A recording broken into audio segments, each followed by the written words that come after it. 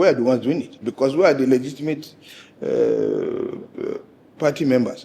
And we felt the Court of Appeal, interfered in internal party matters. What the Supreme Court rightly captured is that the court can go into party matters when it involves primaries leading to general election. That is where the court can come in, not in the leadership circle of. So we are aware that if we go to the Supreme Court, the Supreme Court will give that interpretation. And Wike is also aware that if we go, that is the interpretation. We believe that this Court of Appeal was not fair, it was unjust. We felt, perhaps because Wike has familiarity with the president of the Court of Appeal by appointing her as a chairman of golf club, IBB Golf Club, and so forth. Maybe that was that's a very, that can be subject to scandal, to a scandalous, comment. No, but I'm not saying anything that is outside. Yes, appointing somebody as chairman of a golf club does not interpret. No. If former justices of Nigeria don't accept those type of things, I can tell you so many. Let alone a sitting. Yes, a sitting one. Let me tell you this. During our time in the villa, just to break fast, we invited, during Aloma Mukhtar, we invited justices to come and break fast with us. They didn't tell us that they are not coming. But just during the time of the breaking of fast, not a single judge showed up.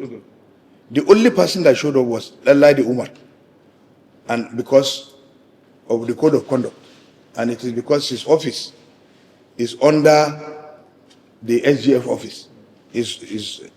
So justices severally have said, Justice Erikife, Justice, all the land judges, Oputa and the rest, they have cautioned against civil litigants and the relationship.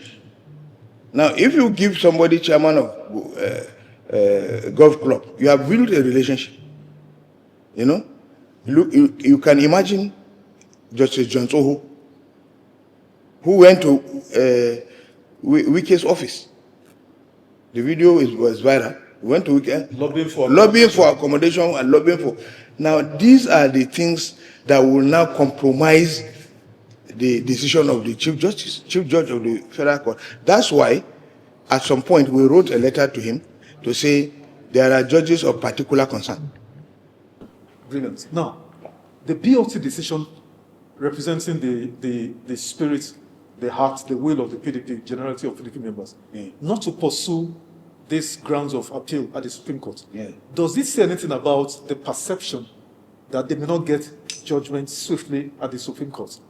Is that the reason why they are not going to the Supreme Court? No, there is a communique which has been issued by the BOT. Okay. It was an expanded meeting of the BOT. In that communiques don't normally carry sentiments. They carry the decisions taken. Now, sentiments, by that I mean those things that you will say, believing that this is whether you are going to get justice or you are not going to get justice, or timeousness of your your appeal, and so forth and so on. We know that the Supreme Court, as an apex court, is a policy court. Yeah. And as a policy court, the Supreme Court can take quick decisions without necessarily, calling us to say, okay, come and listen to what we are saying. They can take a decision and say, we will inform you for the grounds of our decision later. So all these things are possibilities that the Supreme Court can do. But if we take that route, from now to the period, we don't know when the Supreme Court will even list it, and then appoint judges, 5 justices that will listen to it. Hear arguments and then give a verdict. Yes. So these were some of the things that informed our Now, if you juxtapose this jurisdiction, Nigeria, with, say, America, in the 2020 presidential elections, that Donald Trump filed over 52 cases, some of them terminating at the Supreme Court. Both the trial courts, the appellate courts, and Supreme Court, they heard these cases in a day and gave verdicts. 70-80% of them, the verdicts were given same day. The Supreme Court gave its final verdict in less than a month. being conscious of society's interest in the matter. Now, you would expect the Supreme Court of Nigeria to also have this same mindset that this is a matter of national public interest that impinge on the democratic culture. So, if we're now saying we're not sure if the Supreme Court would even list this, in all this period, appoint judges and all of that, and there is a reference, the PDP BOT can give a reference, to the Rivers case situation where President Tinubu suspended the governor, and the 11 governors of PDP filed the case. That matter was not heard until this suspension was terminated and all of that. Now, what does this speak to the perception of Nigerians about our judicial, system? Well, our judicial system and judicial integrity is at its lowest ebb. I will not say that the Nigerian judiciary is totally useless. I will not say that, because we have had some very good justices who have been delivering judgments in real time. Yeah. And we have also had justices who have been not only in real time, they have also been delivering judgments that are seen to be a true reflection of the situation at that time.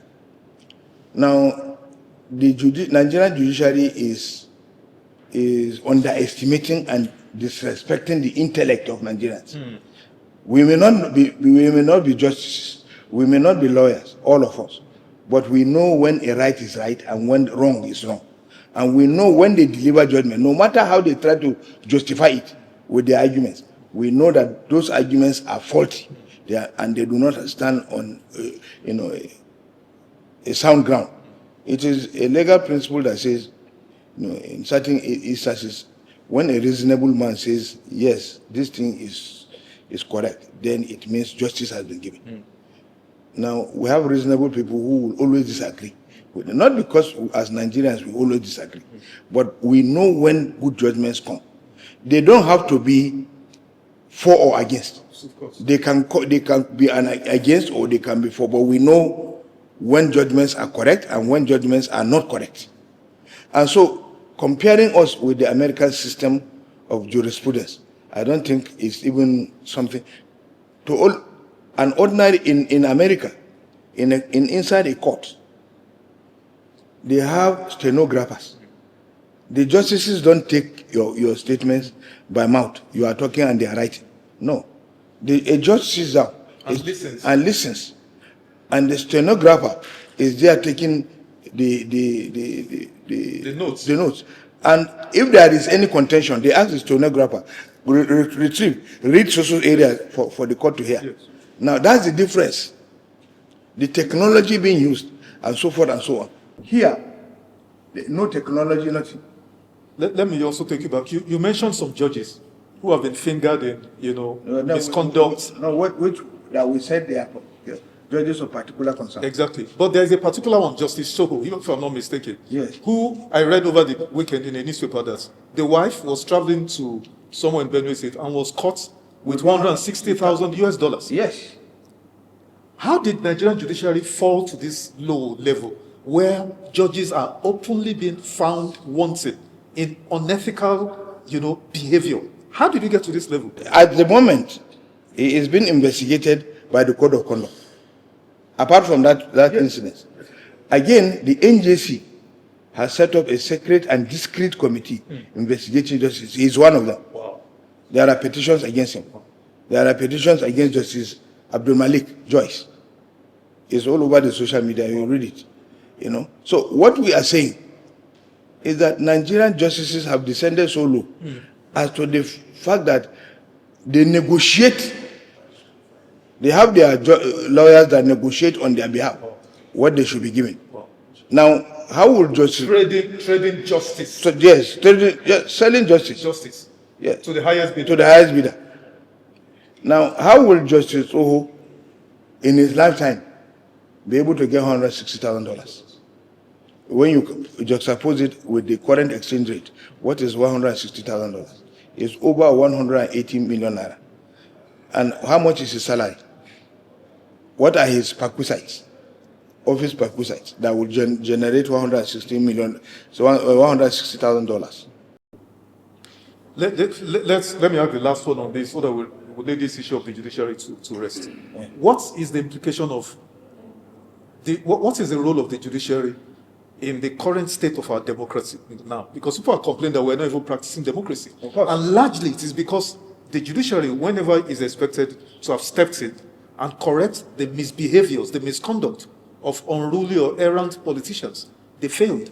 What has been the role of the judiciary in bringing democracy to where it is today? Well, our judiciary, with due respect, has largely been compromised. Largely. We had, at one point, I've forgotten his name, he's a senator who does not go to contest election. He will allow all the contests to be completed, and he will file a suit in court, and then he will win and become the senator. We have had in the judiciary somebody who was number 4 as a governorship candidate, number 4 in an election, and becoming number 1. Now, these are some of our judiciary's strong feelings.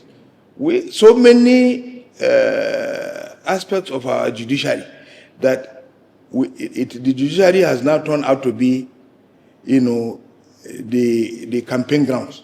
You don't have to campaign, you don't have to contest election. These are some of the things that some of these people do. They wait at the corner. Once everything is concluded, they will just now go to court, and the court will now give it to them.